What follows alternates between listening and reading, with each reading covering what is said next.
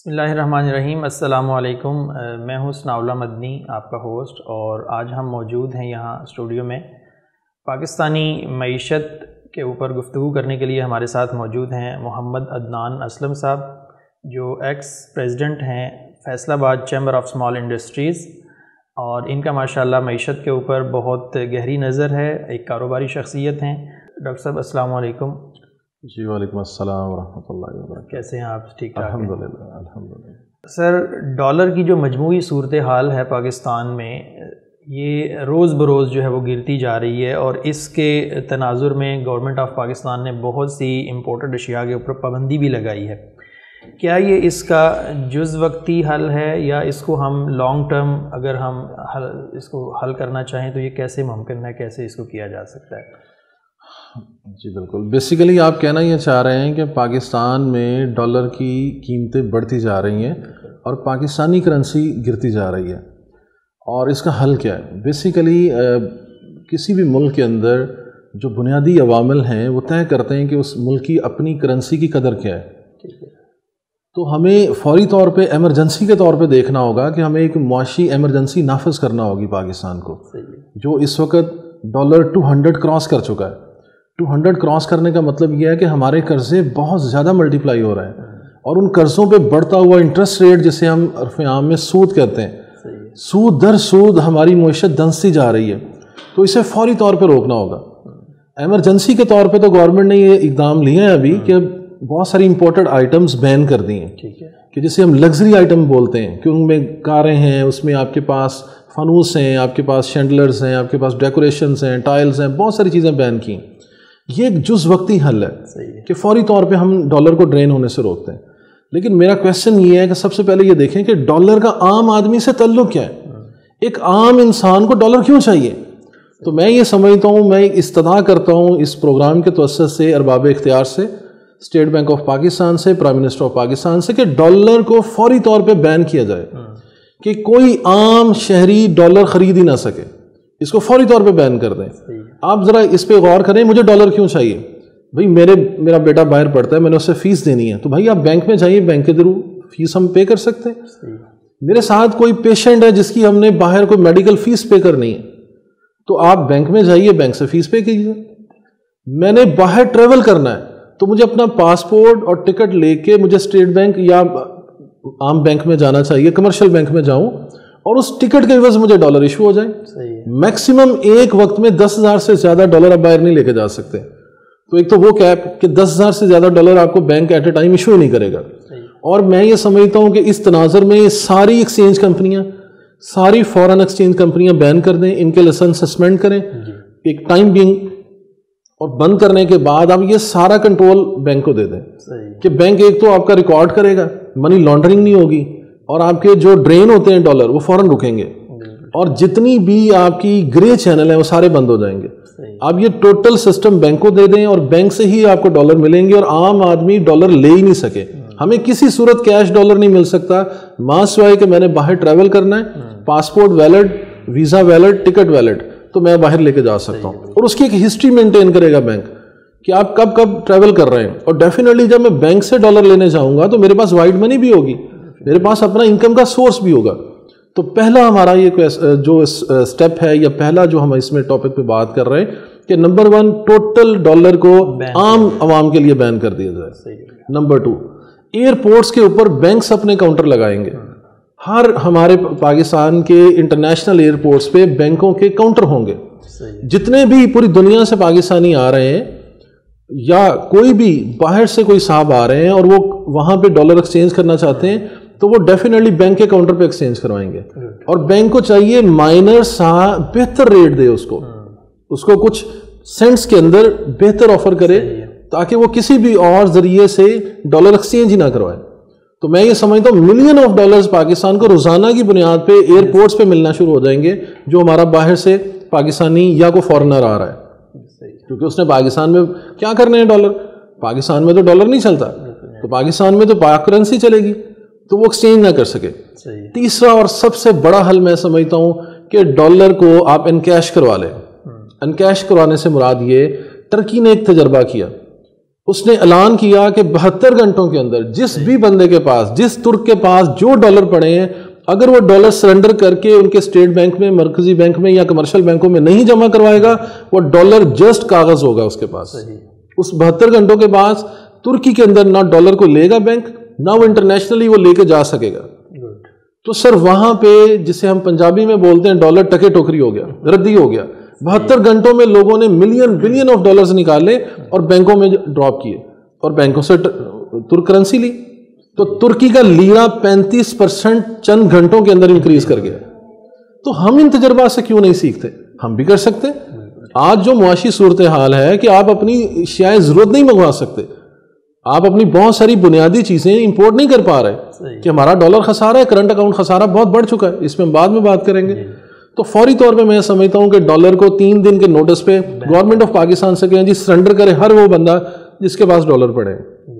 تو آپ کے پاس جتنا بھی ڈالر، آپ حیران ہوں گے کہ پاکستانیوں کے پاس کس قدر ڈالر پڑے. لیکن اس سے ایک شرط اور منسلک کرنا پڑے گی کہ اس کے اوپر کوئی پوچھ گچھ نہیں ہوگی. پاکستانی گورنمنٹ سمجھ لیں ڈالر پہ ایمنسٹی دے گی.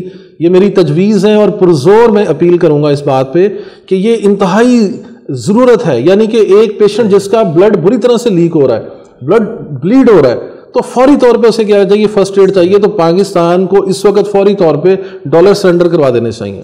تو گورنمنٹ کو یہ عوام الناس کو نہ صرف اپیل کرنی چاہیے بلکہ اپنا ایک حکم جاری کرنا چاہیے کہ 72 گھنٹوں کے بعد پاکستان کے اندر ڈالر ناقابل قبول ہوگا. یہ صرف اسٹیٹ کی پالیسی ہے، اسٹیٹ کی ملکیت ہوگا اور بینکوں کی ملکیت ہوگا. تو میں یہ سمجھتا ہوں ممکن ہے ملینز نہیں بلینز میں ڈالر پاکستان اسٹیٹ کے پاس آ جائے. اور اس کے پس منظر میں ہم بات کریں گے کہ وہ ڈالر دینے سے پاکستانی عوام کو کیا نقصان ہے. پاکستان کو ڈالر کیوں چاہیے؟ اگر میرا ایکسپورٹ کا بزنس ہے تو مجھے ڈالر باہر سے آ رہے ہیں، وہ آلریڈی بینک میں سرنڈر ہوتے ہیں. اگر میرا امپورٹ کا بزنس ہے، مجھے ایل سی کھلوانا ہے یا مجھے بینک کے ذریعے ڈالر بھیجنے، تو بینک آلریڈی کر رہا ہے، بینکوں میں تو ڈالر پڑے. تو مجھے ایز انڈیویجول ڈالر کیوں چاہیے؟ اس سے ملک کو نقصان اس لیے ہوتا ہے کہ جب ہمیں پتہ چلتا ہے کہ ڈالر مہنگا ہو رہا ہے تو کچھ بیوقوف پاکستانی پاکستان کا نقصان کرنے کے لیے ڈالر خریدنا شروع کر دیتے ہیں. مارکیٹ میں اپنی کیش کرنسی کو دینے کے بعد گرے چینل سے، جس بھی چینل سے ڈالر ملتا ہے، ہم ڈالر خریدنا شروع کرتے ہیں. جب ہم ڈالر میں خریداری کرتے ہیں اس کی ڈیمانڈ اور بڑھتی. تو ڈیمانڈ اور سپلائی کا جو کانسیپٹ ہے اس وجہ سے ڈالر کی پرائس اور بڑھتی اور ملک میں ایک ہجان کی کیفیت پیدا ہوتی.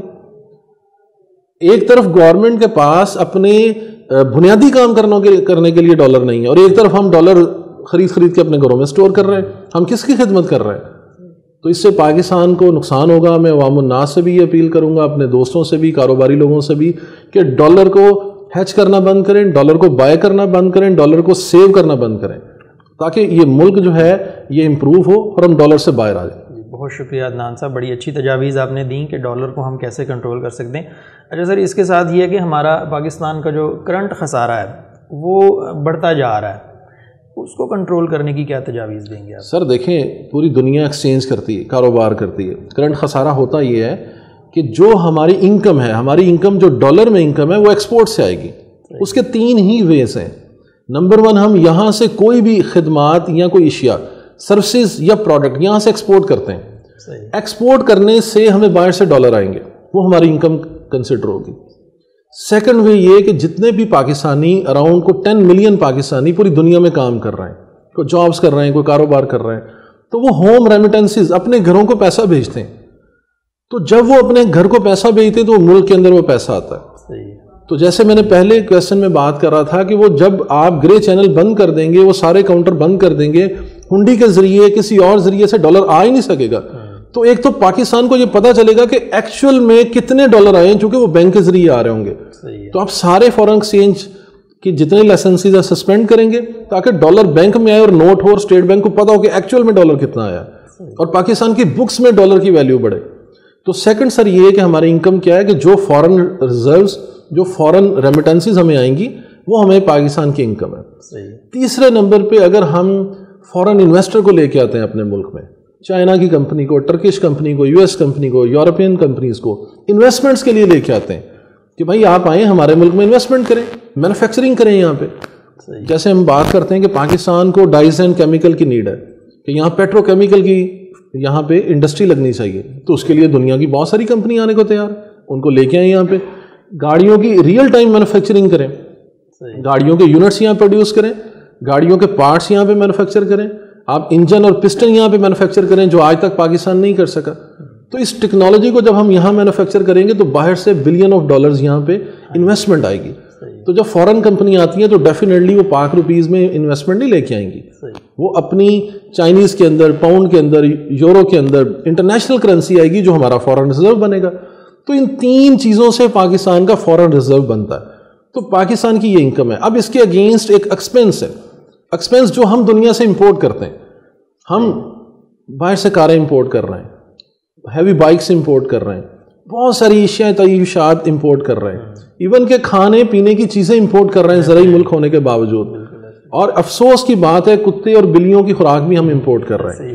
ٹھیک ہے نا جی, پیٹس اور کیٹس اور ڈاگ کا فوڈ بھی یہاں امپورٹ ہو رہا ہے, اور سویا بین بھی امپورٹ ہو رہا ہے, خوردنی تیل بھی امپورٹ ہو رہا ہے, ہزاروں لاکھوں آئٹم, 70 ارب ڈالر تک یہ امپورٹ پہنچ جاتی ہے. پاکستان کی آج تک کی جو انکم کسی ایک حکومت میں کسی ایک وقت میں جو ایکسپورٹ ہم کیے 30 ارب ڈالر سے اوپر نہیں جا سکے. 28 سے 30 ارب ڈالر میکسیمم کیپ. تو 28 سے 30 ارب ڈالر ہم ایکسپورٹ کرتے ہیں, اور میکسیمم جو پاکستان کے اندر ریمیٹنسز آئی ہیں وہ بھی 28-30 ارب ڈالر سے زیادہ نہیں ہے. تو جناب جب آپ 60 ارب ڈالر میکسیمم انکم ہے آپ کی اور 70 ارب ڈالر آپ کا اخراجات ہیں آپ کے, تو خسارہ تو ہونا ہے. تو کسی حکومت میں یہ 15 ارب ڈالر ہوتا ہے, کسی میں 12 ارب ڈالر, کسی میں 10, کسی میں 8, تو ہم خسارے میں ہی رہتے ہیں. تو بالکل سر خسارہ کم جا, لیکن خسارہ ہی ہے, اس کو ہم زیرو نہیں کر پا رہے اور انکم نہیں جنریٹ کر پا رہے. تو ہمارا کرنٹ اکاؤنٹ خسارہ کب ختم ہوگا کہ یہاں تو فوراً بڑی بڑی کمپنیز یہاں کے انویسٹمنٹس کریں اور بلین آف ڈالرز ہمارے پاس ڈپازٹ میں آ جائے. ہمارے پاس جہاں پہ اب ہم بات کر رہے ہیں کہ ڈالر بڑھانا کیسے, خسارہ ختم کیسے کرنا ہے. تو سر خسارہ ختم کرنے کے 3 اصول ہیں. نمبر ون یہ کہ ہمیں ایکسپورٹ بڑھانی ہے, ہمیں لوکل ٹریڈ سے باہر نکل کے ایکسپورٹ کرنا ہے. میں لاسٹ بھی بات کر رہا تھا ایک پروگرام میں کہ بھائی اگر ہم مٹی بھی ایکسپورٹ کر سکتے تو ہمیں کرنی چاہیے. ہمیں جو بھی یہاں پہ چیزیں ان کو پروسیس کریں. پاکستان میں اللہ نے ہزاروں ایسے عوامل رکھے ہیں جو انٹرنیشنل مارکیٹ میں اس کی بڑی ویلیوز ہیں.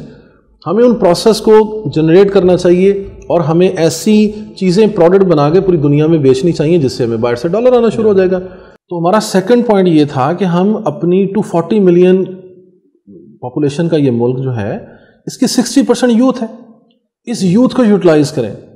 میں یہ سمجھتا ہوں کہ جیسے لاسٹ گورنمنٹ نے بات کی کہ ہم 1 کروڑ نوکریاں دیں گے, وہ تو چلیں ایک الگ سے بات ہے, وہ کیسے دیں گے. میں یہ سمجھتا ہوں کہ ہم 5 ملین لوگوں کو سوشل میڈیا کے اوپر, یوٹیوب کے اوپر, فیس بک کے اوپر, امیزون کے اوپر ٹرینڈ کر سکتے ہیں. ڈیجیٹل اکیڈمی بنائی جائے, 5 ملین لوگوں کو اس کے اوپر ٹریننگ دی جائے.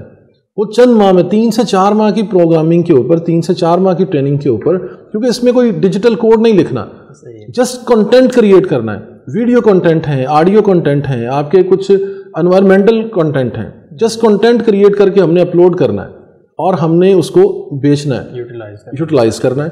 تو 5 ملین لوگ اگر روزانہ کچھ بھی نہیں کریں, صرف $50 روزانہ پہ ارن کر لیں, یہ آپ کیلکولیٹ کر کے دیکھیں.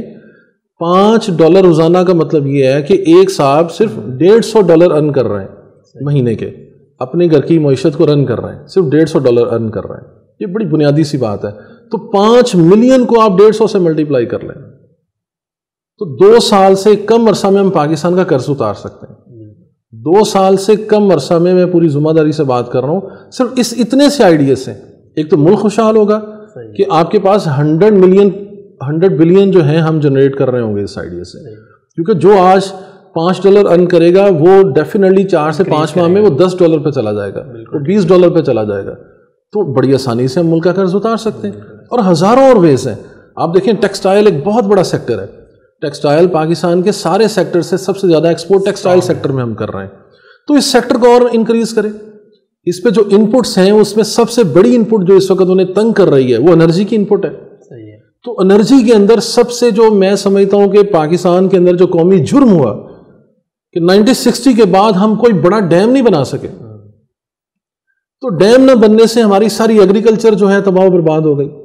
ہمارا ایگریکلچر سیکٹر افیکٹ ہوا, ہماری انرجی سیکٹر افیکٹ ہوا. میں عام عوام الناس کو بتانا چاہتا ہوں کہ جب ڈیم بنتا ہے تو ڈیم سے جو ہم انرجی جنریٹ کرتے ہیں اس کی کاسٹ لیس دین ₹1 ہے. آپ کوئی آپریشنل کاسٹ کچھ اور کاسٹ بھی ڈالیں, آپ ₹2 سے زیادہ کی انرجی نہیں جنریٹ کرتے ڈیم سے.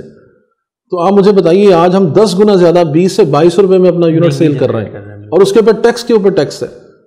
تو ہم نے ڈیم نہیں بنائے, جس سے بہت بڑا مسئلہ یہ بنا کہ آج انڈیا ہمارے ان سارے پانی کو روکے ہوئے, بہت سارے ہمارے دریا جو ہمیں چاہیے تھے وہ اس پہ پلی لیتا ہے انٹرنیشنل مارکیٹ کے اندر کہ جی پاکستان کے پاس تو ریزروائر ہی نہیں ہے, تو پاکستان کے پاس تو جگہ ہی نہیں ہے سٹور کرنے کی. اگر ہم یہ پانی پاکستان کے حصے کا پاکستان کو دیں گے تو پاکستان یہ پانی ضائع کر دے گا, حالانکہ اس کا یہ موقف ٹھیک نہیں ہے. یہ ہمارا پرابلم ہے, ہم اسے ضائع کریں گے یا نہیں کریں گے, لیکن کیا ہوا ہے بس اس میں آپ اس پانی کو روک نہیں سکتے.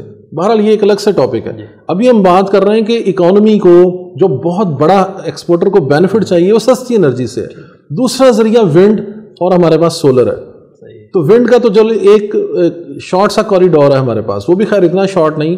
ہمارے پاس کوسٹل ہائی وے ایک بہت بڑا کوریڈور ہے سندھ کے اندر, مکران سے لے کے ساحلی پٹی بلوچستان سے یہ جاتا ہے سندھ تک. تو وہاں پہ 50 لاکھ میگا واٹ ہم ونڈ جنریٹ کر سکتے ہیں. یہ ایک بہت بڑی تعداد ہے, لیکن چونکہ ونڈ انرجی مہنگی ہے, پاکستان میں ونڈ فارم نہیں بنے. کیوں؟ پاکستان ونڈ کا جو انفراسٹرکچر ہے وہ انتہائی کاسٹلی ہے. تو چونکہ ہمارے پاس میٹلرجی نہیں ہے, یہاں پہ انجن نہیں بنتے, ٹربائنز نہیں بنتی, بلیڈ نہیں بنتے. ایکچوئل اس میں جو آرکیٹیکچرل پرابلم ہے وہ بلیڈز ہیں, اس کے کروز ہیں, اس بلیڈ کا مٹیریل ہے وہ آپ سمجھتے ہیں کہ پلاٹینم کے, کرومیم کے انتہائی ایک مہنگی دھات ہے جس سے ہم وہ بلیڈ بناتے ہیں. تو ہمارے پاس وہ انفراسٹرکچر نہ ہونے سے ہم ونڈ کو پروموٹ نہیں کر سکے. تو چلیں آپ سولر پہ آ جائیں. آج پاکستان 2300 سے 2500 میگا واٹ سولر امپورٹ کر رہا ہے. میری چونکہ یہ خود فیلڈ ہے, پچھلے سال ADB جو پاکستان کا آلٹرنیٹ انجینئرنگ ڈیولپمنٹ بورڈ ہے اس کے اعداد و شمار کے مطابق 2300 میگا واٹ ہم نے امپورٹ کیا. تو پاکستان کو یہاں پہ مینوفیکچرنگ انڈسٹریز لگانی چاہیے. میں اس میں اپنی سولر کی جو بڑی کمپنیز ہیں ان کو بھی مدعو کروں گا, اور اس پہ اوپر ہمیں بڑے بڑے مینوفیکچررز کو جو سولر میں کام کر رہے ہیں یا سولر پوٹینشیل کو انڈرسٹینڈ کرتے ہیں, تو پاکستان کو چاہیے کہ وہ زر مبادلہ جو ہم سولر امپورٹ کرنے پہ لگا رہے ہیں ہمیں پاکستان کے اندر اس کی مینوفیکچرنگ سٹارٹ کرنی چاہیے. تو یہ 2300 سے 2500 میگا واٹ آنے والے وقتوں میں یہ 5000 میگا واٹ کے قریب ہماری کھپت ہوگی سالانہ. تو یہ بہت بڑا بینیفٹ ہوگا کہ یہ کم از کم 25 سال کے لیے سولر پلانٹ لگتا ہے. تو اگر ہم یہاں پہ مینوفیکچر کریں تو پاکستان کے ڈالر بچیں گے, اور ہم اس کو بلکہ ری ایکسپورٹ کرنا چاہیے. اور تیسری اور آخری بات, سر کرنٹ اکاؤنٹ خسارہ 2 ہی اور وے ہیں جن سے آپ مینج کر سکتے ہیں. کہ ہمارے پاس ایک شارٹ ٹرم وے یہ ہے کہ پاکستان میں اللہ نے آئل اینڈ گیس کے بہت ریزروز رکھے ہیں, ہم ایکسپلور نہیں کر پا رہے. ہمیں ایکسپلوریشن کی میں یہ سمجھتا ہوں کہ پاکستانی کمپنیوں کو آگے آنا چاہیے, گورنمنٹ کو انہیں لائسنسز دینے چاہیے, انٹرنیشنل ہمیں کنسورشیم بنانے چاہیے, آئل اینڈ گیس کو ایکسپلور کریں آپ.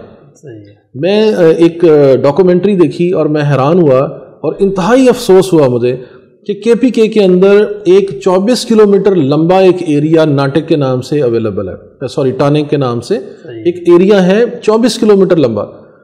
وہاں گیس کا اس قدر پریشر ہے کہ زمین میں جگہ جگہ آگ لگی ہوئی ہے. اس گیس کے پریشر کی وجہ سے وہاں مقامی لوگ بھی گئے, ہمارے بہت سارے میڈیاز نے وہاں پروگرام کیے, اور 60 سال سے یہ صورتحال ہے کہ وہ گیس آٹو برن ہو کے ضائع ہو رہی ہے. آپ ایک پتھر کو ہٹائیں اور نیچے سے آپ کو نظر آئے گا کہ وہاں آگ لگی ہوئی ہے. کتنا بڑا ذخیرہ, اتنا بڑا ذخیرہ وہاں اویلیبل ہے. اور اس طرح کے جانے کتنے ذخیرے ہیں جب ہم ایکسپلور ہی نہیں کر رہے, ہماری توجہ ہی نہیں ہے اس پہ کہ ہم زمین کے خزانوں کو ایکسپلور کریں. تو آئل اینڈ گیس کو ایکسپلور کریں. ہمارے پاس سونے کے کس قدر بڑے ذخائر ہیں یہاں پہ, ہم ان کو ایکسپلور کریں, اس کو انٹرنیشنل ٹریڈ کریں تو ملک خوشحال ہو جائے گا. تھینک یو سر, بہت شکریہ. پاکستان کا کرنٹ اکاؤنٹ خسارہ جو ہے اس کو کم کرنے کے لیے بڑی اپلیکیبل آپ نے جو ہے وہ سلوشنز دی ہیں. اللہ تعالیٰ ہماری حکمران جماعت کو اس پر عمل کرنے کی بھی توفیق دے. آخری کویشچن آپ سے یہ ہے کہ ہر گورنمنٹ جو بھی آتی ہے اس کو IMF کے پاس ضرور جانا پڑتا ہے.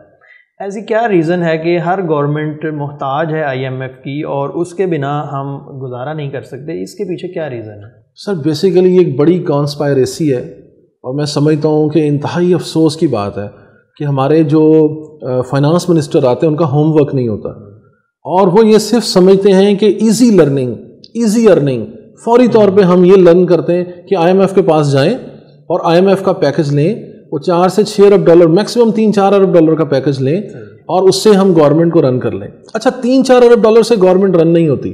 ہوتا کیا ہے کہ دنیا کا کوئی بھی ملک, ایشین ڈیولپمنٹ بینک, بڑی بڑی فورن ایجنسیاں آپ کو لون نہیں دیتی جب تک IMF نہ دے. یہ IMF نے کوئی ایسی انٹرنیشنل چال رکھی ہے.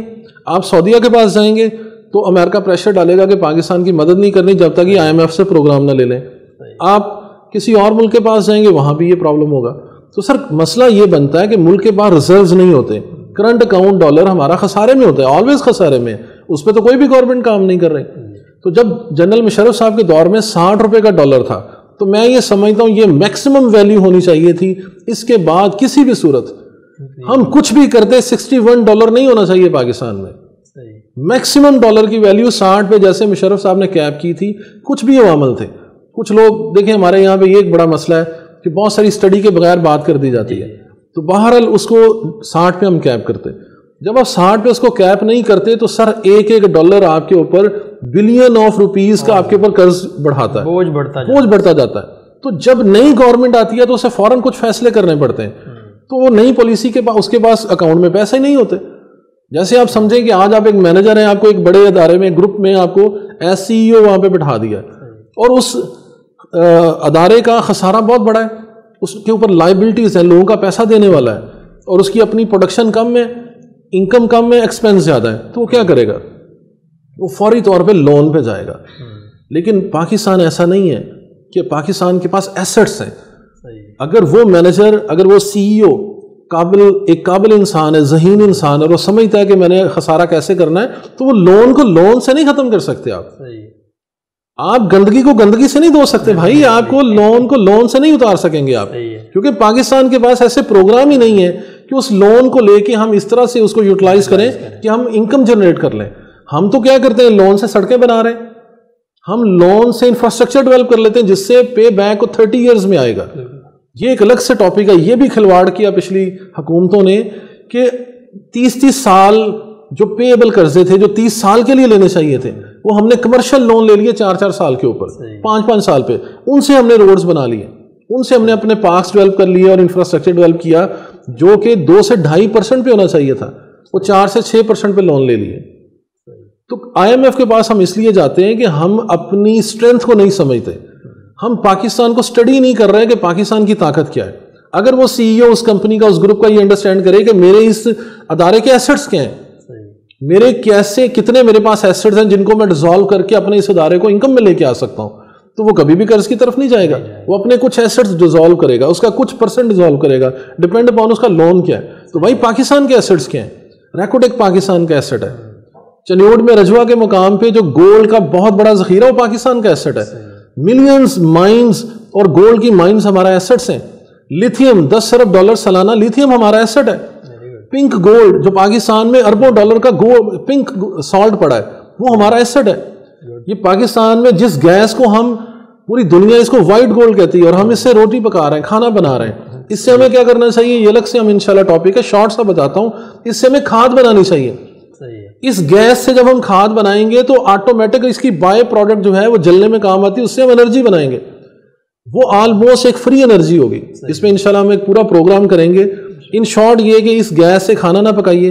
گورنمنٹ کو چاہیے کہ یہاں پہ یوریا کی فیکٹریاں لگائیں اور یہ کھاد دیں, یا ہم گیس دیں اور کھاد لیں اس یوریا فیکٹری سے, اور بلین آف روپیز کی کھاد ہم ایکسپورٹ کر سکتے ہیں, جس سے کسان بھی خوشحال ہوگا, ہم بھی خوشحال ہوں گے.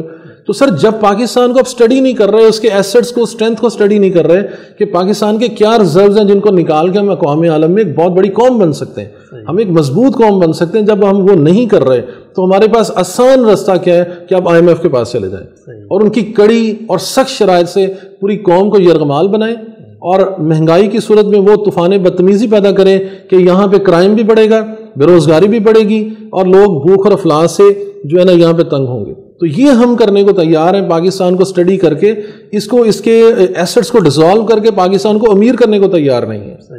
یہ انتہائی ایک افسوسناک بات ہے. آپ کا بہت شکریہ عدنان صاحب, آپ نے ماشاءاللہ بہت قیمتی تجاویز دیں جس پر عمل کر کے گورنمنٹ آف پاکستان اپنے معاشی مسائل پر قابو پا سکتی ہے.